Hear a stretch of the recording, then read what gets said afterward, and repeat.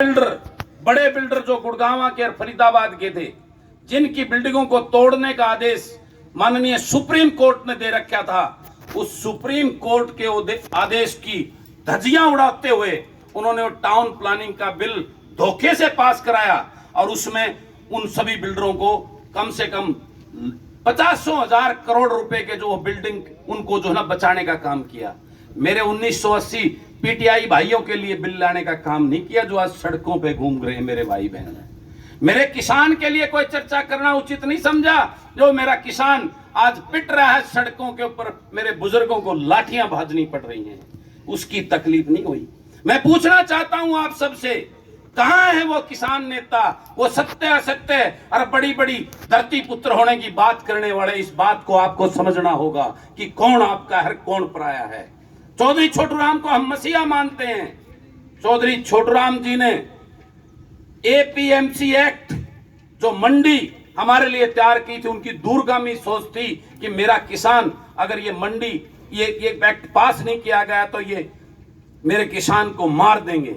आज उसी चौधरी छोटूराम की सोच और उसकी नीति को, उसके कानून को ये लोग, ये चोर, झूठ बोलने वाली ये पार्टी उसको खत्म करने में तुली हुई है। ये आपको सोचना होगा।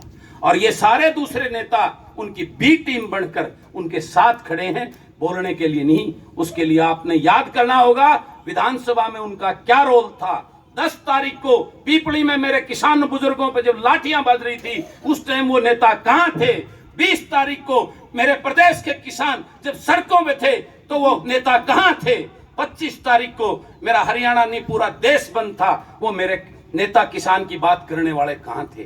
जब उनसे स्टेटमेंट ली जाती है तो पूछते हैं हमारे को तो बुलाया नहीं, क्यों? अरे ब्याह है, सगाई से रुपया मिलेगा, किसान की बात करे उसकी गेला खड़ा क्यों ना होता? तो ये बातें असली हैं। मैंने आप वाली भाषा में डिटेल में तो आपके सामने सबने बताया, ये सच्चाई है। जब तक ये मेरा किसान मजदूर कमेरा वर्ग अपने उस बेटे को, जिसको उस तकलीफ का पता हो, जिसको उस खेत में जो पसीना आता उस पसीने की खुशबू का पता हो, जब तक ऐसे वकील बनाकर आप विधानसभा में नहीं भेजोगे तब तक आपकी सुनाई करने वाला नहीं है। आज ये राजनीति को एक बिजनेस मान के करते हैं, घर भरने के लिए जो इस राजनीति में एमएलए मंत्री बनते हैं, इस बात को आपको समझना होगा। और ये ऐसा मौका मेरे इस बड़ौदा को मिला है, आप पूरे हरियाणा प्रदेश को यहाँ एक नई रोशनी देकर एक नया संदेश देने का काम कर सकते हैं, ताकि आगे आने दिनों में ये सभी दलों के जो ठग बैठे हैं, इन ठगों को एक तरफ करके किसान का बेटा, गरीब मजदूर का बेटा विधानसभा में जाके आपका वकील बनकर आपकी पैरवी करे। मैं वादा करता हूं तभी किसी किसान गरीब को जो ना सड़कों पे उतर के नारेबाजी नहीं करनी पड़ेगी, अपने हक के लिए चिल्लाना नहीं पड़ेगा। जिस मसीहा को चौधरी छोटूराम जी को अपना भगवान मानते हैं, उन्होंने किसान का भला किया। कैसे किया? मैं आपसे पूछता हूं। उन्होंने किसान का भला इसलिए किया, वो तो गरीब के घर में पैदा हुए थे, क्योंकि उनके कलम में ताकत दी थी लोगों ने, उनको मंत्री पद पर बैठे थे और उनकी कलम में वो ताकत थी, उसी कलम से उन्होंने किसान का भला किया। जब किसान की बात होती है, जब हमारे खाप पंचायतों की बात होती है, तो ये नेताओं के चंद उनके चमचे भेजे जाते हैं और वो यहाँ ये कहते हैं भाई यहाँ राजनीति नहीं होगी। किसान अगर अपने प्लेटफार्म पे कोई बात करता है, कोई उनका नुमाइंदा, तो वो राजनीति कहलाती है। खाप का हमारा नुमाइंदा कोई बात करता है, वो राजनीति कहलाती है। और ये नेता पार्टियों के बड़े बड़े हर रोज आपके साथ राजनीति करते हैं, तब उनको समझ में नहीं आती तुम क्या कर रहे हो।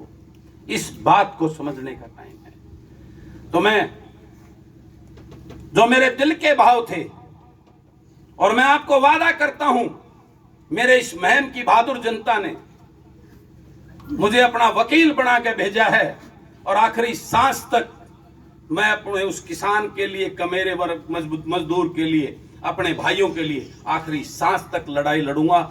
अकेला हूं लेकिन उनकी आवाज को उठाऊंगा पक्का। इस अंधी बहरी सरकार को जगाने का पूरा प्रयास करूंगा और आप सबको उनका असली चेहरा दिखाने का आखिरी दम तक प्रयास करूंगा। ये वादा करता है कि आपका ये बेटा।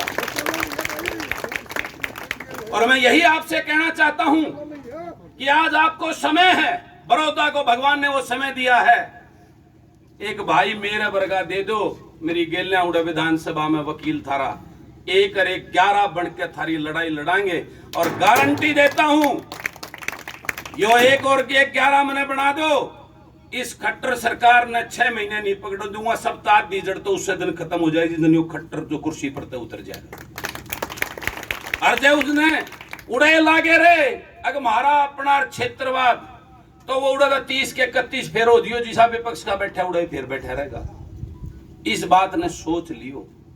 और जो अपना आड़ा को पंचायती उम्मीदवार आपने दे दिया, जो आपका लड़ाका हो बेकाऊ मार नहीं हो, इस बात का ध्यान रखियो।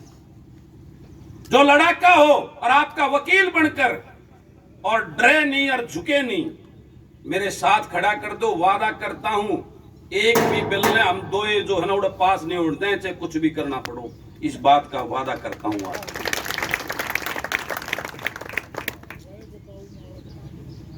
बाकी तो सारे मेरे से पूरो सारी बातें इस एक्ट के बारे में भी, और इसमें क्या क्या संशोधन हो सकता है, और ये प्रदेश सरकार का चैप्टर है, प्रदेश सरकार के उसमें आता है, और प्रदेश सरकार चाहे तो ये यहां पे लागू नहीं हो सकता। लेकिन उसके लिए जब तक यो खट्टर बैठा तारी यह बात बने को नहीं, इस खट्टर की टांग खींचांगे जब वो भी काम जब हो। तो इसलिए मेरे जो भाव जो दिल के मैं आपके सामने रखना चाहता था, थोड़ी बात मैं सारी कह दिए, सिर्फ समझना ना समझना आपके ऊपर है।